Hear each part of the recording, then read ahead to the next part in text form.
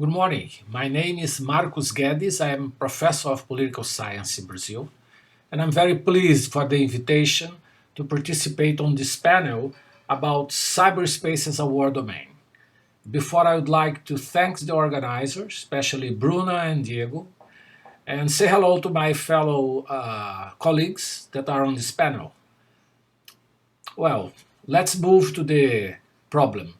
What is the relation between cyberspace and war? Is there a cyber war?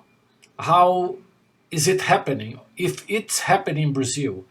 And what are the key problems related to that today?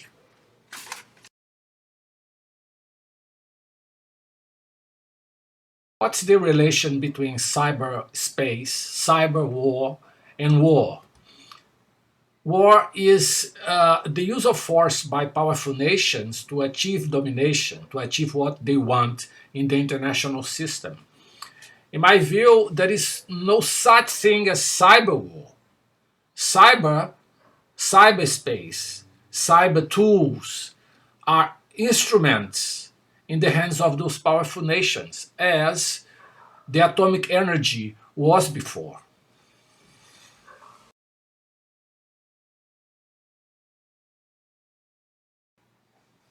To achieve domination, the nations need technological tools. The atomic age, for instance, has brought a lot of solutions, but has brought the atomic bomb, which was the most important tool for the nations disputing power during the Cold War.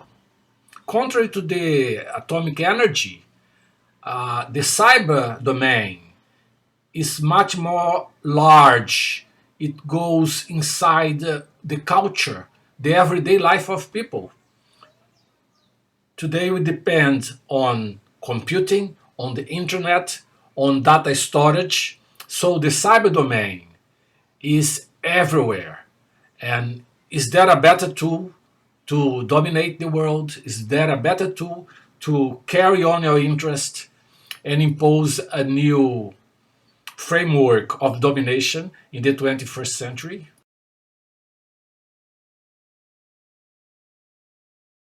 So I see cyber power today as a narrative of technological superiority, aiming at controlling minds, bodies of individuals, and imposing will without costs. And it projects itself in four dimensions. First of all, political espionage and industrial espionage. Second, cultural domination by imposing globally one lifestyle. Third, the use of drones and artificial intelligence in combat. And a utopic element, which is a war without casualties. It means can one today win a war without soldiers, only using machines, only using artificial intelligence?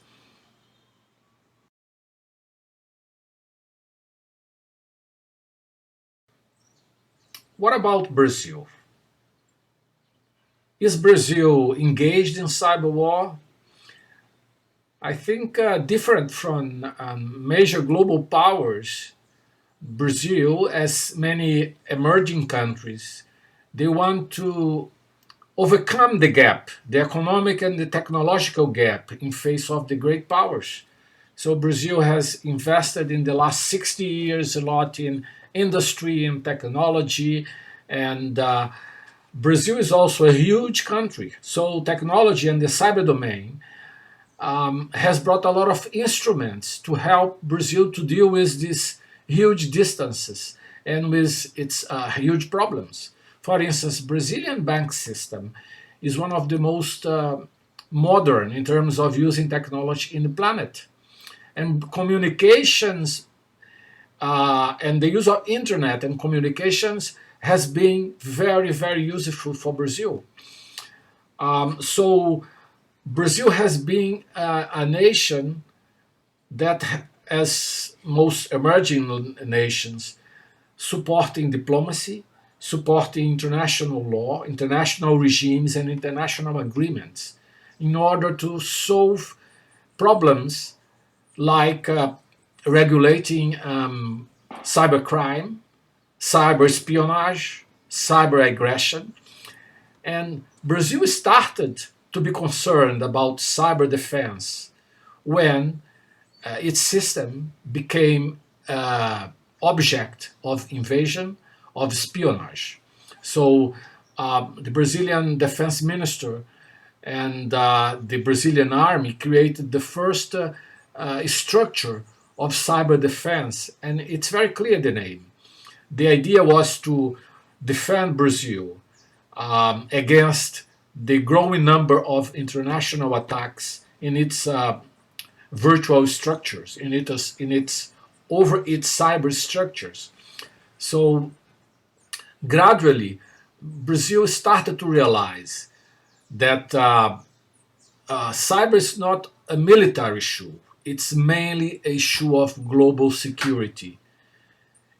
And in this perspective, many other bodies dealing with security were developed in Brazil, and today, I think the Brazilian perception is even more broader. Brazil supports the idea that the basis of the discussion and the search for solutions for cyber issues has to do with human rights, with individual rights, and with democracy.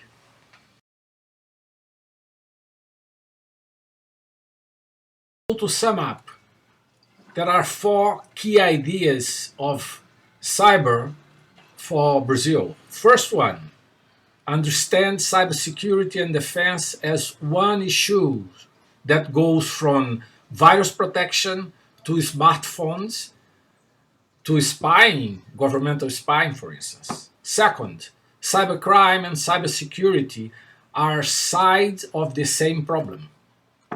Third, cyber education and defense of individuals' rights is very important. And finally, we have to move towards international regulation of the cyber realm as necessary for democracy and for it grow and benefit more and more society.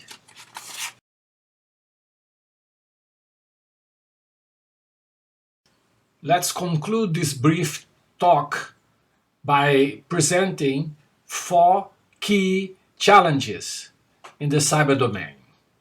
First of all, can the narrative of technological superiority impose the idea of militarization of cyberspace, the idea that one nation might win a war without costs, might bring domination forever?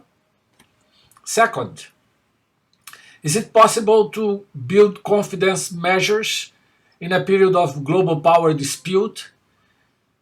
If we look back to the atomic energy, we can see that even today, the militarization of the atomic energy is still a very, very important issue for which we have not found a solution. Third one, is it possible to regulate cyberspace and to create institutions in order that it would continue to benefit everyone in education, in health, and so on, instead of bringing this dark side related to domination, to power? And finally, we know we are living, at least that's what I think, a period of global power transition, where disputes tend to be more strong. Disputes also tend to concentrate on what I call hard cyber, which is espionage, which is the use of cyber to take advantage in very, very key areas that are related to power. So, is it possible in this context for us to find a way out, a solution, or are we moving for a kind of new totalitarian system or even extinction? Well, these are the problems. Let's talk, let's discuss. Thank you very much.